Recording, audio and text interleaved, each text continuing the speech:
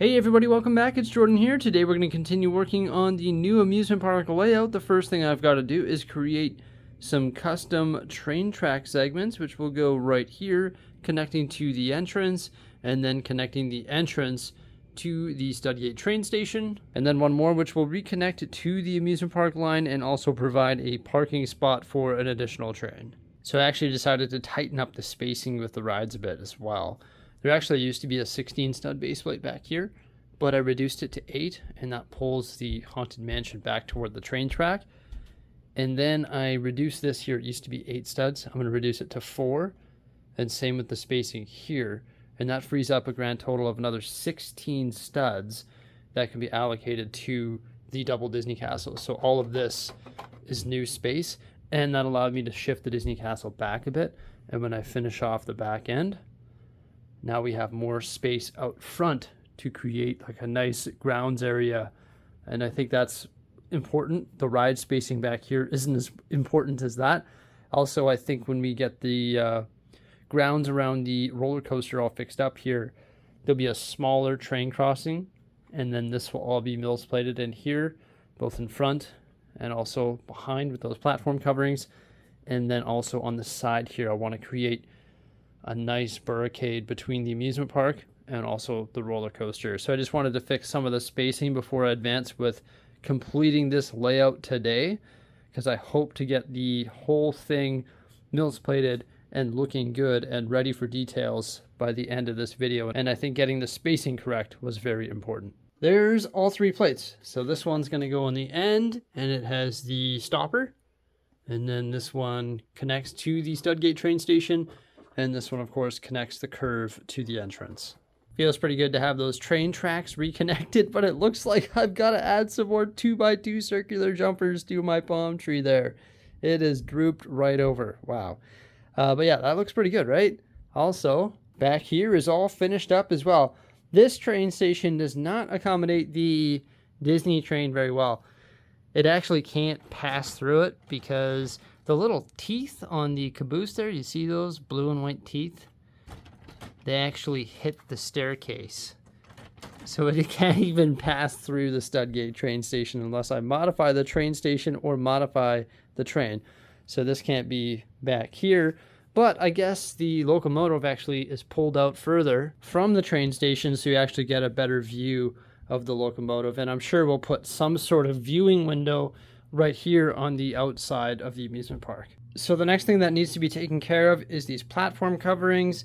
This one here just needs to be reduced in size. It doesn't need to sit on a 32 stud base plate. So it just needs to be 16 studs deep. And then this one here just needs to be modified. The tunnel needs to be removed. So pretty much got to rebuild that one there. And then this one should be a fairly easy transfer once we build the new MILS plate. So there we go. I got a fresh coffee. And the platform coverings are looking pretty fresh as well. Let's go ahead and place those behind the roller coaster. I'm pretty happy with those placed. Finishes off that wall there and adds a nice backdrop to the roller coaster. So the next thing I need to do here is create a bunch of strange plates. For example, this one here, 12 studs by 48. Then this one here, I think it's 64 by 16. One right here, that's 4 by 48 and has some pedestals for this 4 studs that pops off the roller coaster. Back behind the Haunted Mansion, there's one that's 8 by 48. Then there's 2 right here that are 4 by 48 on either side of the carousel. Then we have 1, 2, 3, 4 32 by 32s. So there is a bunch of MILS plates that have to be made for this amusement park. So there we go. The base construction of the amusement park is done once again with the completion of all of those plates. All the table is covered up. And there's still a lot of stuff that we need to do here. And the next thing that we're going to do is actually MILS plate the Haunted Mansion. This haunted me once before when I built it. And I have yet to MILS plate it. It is the last thing in the Lego City that needs to be MILS plated. Because this wasn't for the longest time, but now it actually is, so that's good. It can be opened up, but it would have to be I guess now that I think about it, it'd have to be raised up a plate. But there's going to be stuff in front of it. So once again, you're not going to open it up very often, but it does have the ability to open up just the way I plated it, similar to how it was before. Decided not to raise it up. Like it was, I think, 3 bricks tall last time, but I decided not to just because there's not a whole lot of space to do any blending on this side and on that side there. I might bring that back. Maybe I could just do it with like some slopes or some rock panels. Hey, maybe I should do it with rock panels. Actually, thinking about that a little bit further, this is currently sitting on a 32 by 32 plate. So if I use like any sort of slope or any sort of rock panel, those go in one stud. So it just wouldn't work, I don't think. I don't think there's enough space to raise up that haunted house anymore, but it is what it is. I think it's fine at that level there. Not too bad. The funny thing about this rebrickable model is I actually built it on Halloween live here on the channel, and I was dressed like a banana, and it haunted me. Is it haunting us today? Maybe, but it's coming along. So you can see the it just sits on a 48 by 48 plate, and the yard is green, and then it actually sits up on some bricks. Underneath there, just like a MILS plate, still got to build we built the railing there, and now there's actually going to be an entrance with the staircase leading up to the haunted mansion, so you can go greet this ghost. But yeah, this thing is just not like your typical Lego set.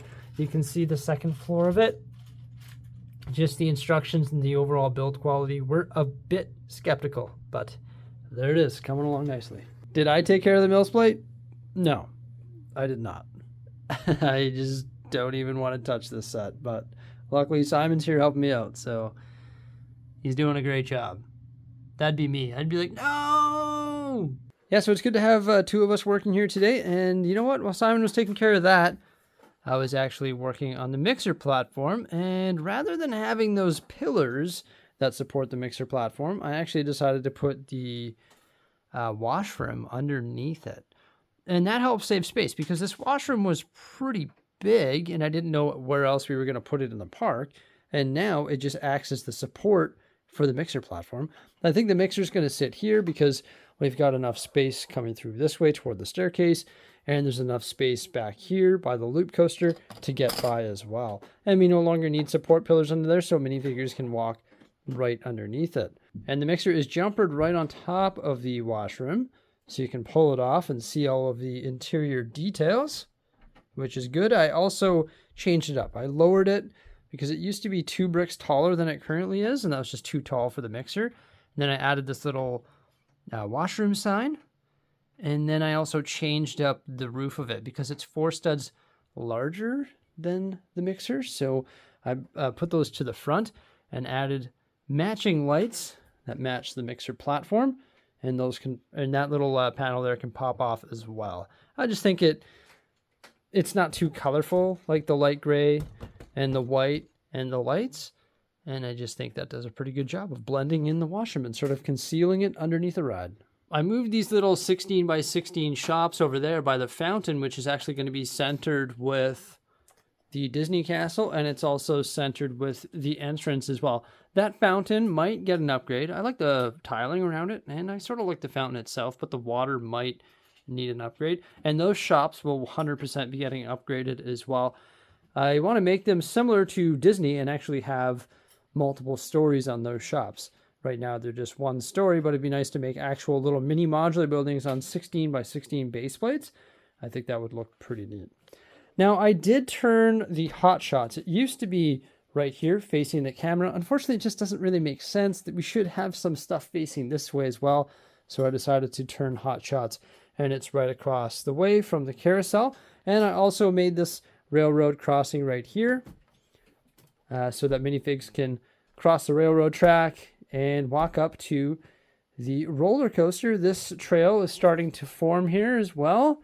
And then I also barricaded this whole area off using these rock panels. These rock panels look very like synthetic, something similar to what you would see at Disney World in my opinion. And they do a great job of adding the height required to block the public from the amusement park, I think. I would like to build like a masonry wall or brick wall, but that would take a lot of brick. These go up pretty quickly. Maybe one day they'll get upgraded. but I think it gets the job done. Now, I need to tile this whole area off, and I was just telling Simon that what we're going to be doing for the tiling in this whole park is actually using light gray as our primary, and then we're going to have accent colors in different areas of the park. And there's actually going to be 4 different areas. This will get light gray and an accent color, and then right here where we're going to have the haunted house and the haunted mansion, this will get a color, and then this will get a color by the mixer and also loop coaster. And then, of course, there's going to be something spectacular with a water feature around the Disney castle, and then there'll be some sort of color tile out there as well. It's coming along nicely, though. I think we've got lots done so far here today. So Simon just left. He worked from 10 until 4. Both of us worked, so there's 12 working hours when both of us are working in the Lego room. And it's pretty awesome having him here. But that gives you an idea of what we can get done in 12 hours. So we got the train tracks all fixed up there and made some of those modules for that. Did all the MILS plate work there, and then I started adding some of the details, changed up the mixer, and he finished MILS plating the Haunted Manor, and when he was done that, it was 4:02 and it was ready for him to go. It took him a while, but it looks really good. And it's pretty cool because we work side by side. It sort of feels like Lego Masters because you can like bounce ideas off each other. We both have, you know, different sort of ideas of how we want to do things. And this is what we came up with for the Haunted Mansion. So the grounds, like the grass area, actually sit on 2 plates. So they're a little bit lower than the building, so you can actually see the arches underneath the building. And then some things had to be changed up just because this build was so strange, and to MILS plate it was sort of difficult. At first he wanted to just put it on a MILS plate at 48 by 48 and just stick the building. I was like, no. We gotta build it with bricks underneath. So essentially we had to just pry this off of the existing plates that it was on. You can see the plates right here. And then had to line up our support bricks underneath with the support bricks that actually hold up this set. And then the grounds was the most difficult part just because it's 2 plates rather than a brick, and then getting everything lined up there. We also added a trail there and also a little sketchy staircase, so that looks good. I'm excited to place this back into the amusement park, and it's actually different than the original model because now it takes up an entire 48 by 48 plate, so we got some more grass out front here and behind, and also some more grass by the tombstones. And he definitely did a really good job MILS plating this. I'm pretty excited that this is finally taken care of. Like I mentioned, it's the last thing in the Lego City that needed to be converted to MILS, and I'm fired up. Let's go place it. So I did have to make some modifications to the layout just to accommodate it because, of course, we build it like a corner building, so it's back in the corner of the plate, and that was actually hitting this curved raised train track because that actually infringes on the plate a little bit. So in order to fit it here, I actually had to increase that from 8 to 12 studs, and then our 4 stud gap is right here, and then I had to remove the 4 stud gap there. Brings the carousel a bit close to the loop coaster, but it gives the Haunted Mansion some breathing room and actually positions it sort of perfectly in the corner there. So I'm liking the look of that. So I wanted to tile off a section here in the amusement park just so I can get an idea of what it's going to look like. Now, doing configurations of tile like this will be difficult because the winding of the path. So what I'm thinking, I'm sorry if you can hear my son upstairs. He's addicted to throwing things around lately. So there's not really an opportune moment to film anymore. It's sort of a constant. But maybe what I should do is do a border in the blue color on the edge and then do light gray in the center, because now it's going to be hard to align, and just to try and keep it consistent, it might become a little bit difficult. But I think if I do the border, it might be a little bit easier to create the effect that I want to create. But I definitely don't want to do it all in like light gray. I don't want to do it in solid blue. I want to do it in various colors, and I'm just trying to come up with the proper pattern, and then I need to replicate that pattern all throughout the park. But when you add like grass like that in the middle, it might mess with the patterns a bit, where you have like, you know, like tapers like that. So yeah, I just got to try and figure out what's going to be the best solution for tiling, because honestly, with the rides placed, I'm sort of at the point where I need to tile, add minifigures, add meet and greets, and then of course double up the Disney castle. I don't know what else I can do at this point. It's just like the rides are placed. Now I just need to start adding all of the details and minifigs and stories and tiles. So yeah, that's sort of where I'm at, which is exciting if you ask me. But next weekend, so not, well, I guess you're not really watching this on the weekend, but just next weekend, I'm going to be working on the double Disney castle. So you're going to see that within a week or so, you'll see my version of the double Disney castle, which is crazy if you ask me. And to be honest, I think it's actually going to be really easy because the castle is like already a half castle. So you literally just have to mirror build it and then connect the two halves. Like, it's really not going to be that hard in my opinion. And I'm not going to make it so it splits in the center. I'm going to make it one solid piece. And once I get the Disney castle built and the grounds around it and inserted in the center of the park there, that's going to like pull this whole park together. And then once I get the tiling done and the minifigures and the stories and the details, then it's done.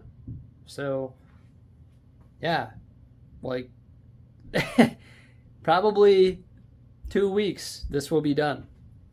But I definitely struggled getting the layout figured out, but now I'm actually happy with it, which is good. It took me multiple days of reorganizing and MILS plating everything to finally get it in like a state that I actually like it.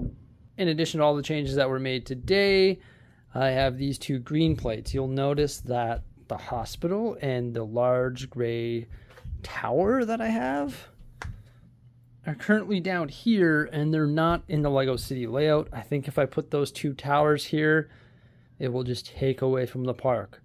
I'd rather to have either smaller buildings here or just straight up green space or a larger pull-in for dropping people off at the park. So I might mess with these road plates and build some custom pull-ins like this so that people can drop guests off at the park and taxis can pick people up and limousines can drop people off, etc. Oof, I really need to fix those palm trees now.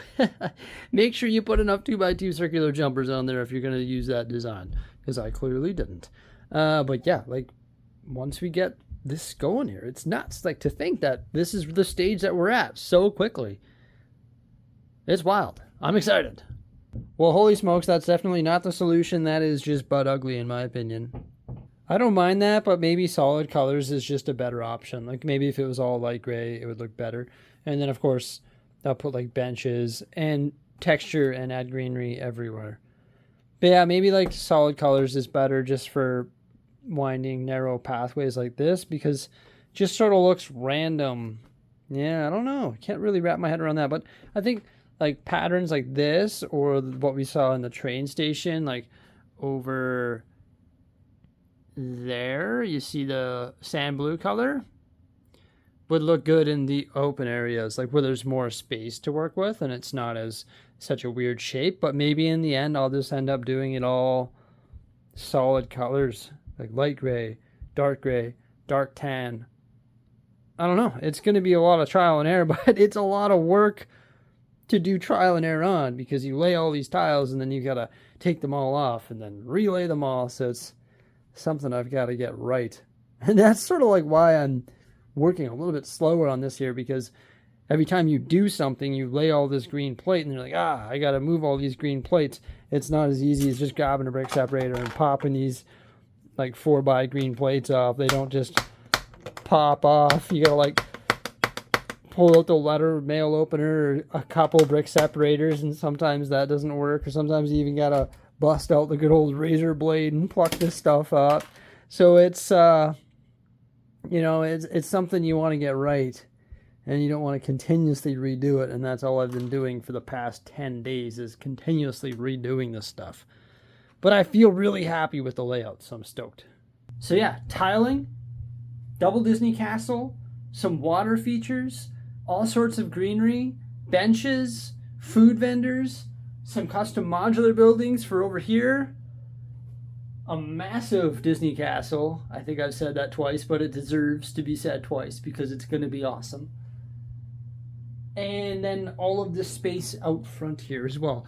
This here, that there, that car turnaround, then whatever I'm going to do over there. And that is the new and improved Disney, well, not Disney Park, but the new and improved amusement park here in the Lego City. It's a pretty good perspective right there. I think it looks good, and I'm glad that I was able to give it more space the other day and then sort of start getting it ready for final details today. Woo! Exciting times. Thank you so much for coming on by. Remember to like, subscribe, and stay tuned. Farewell.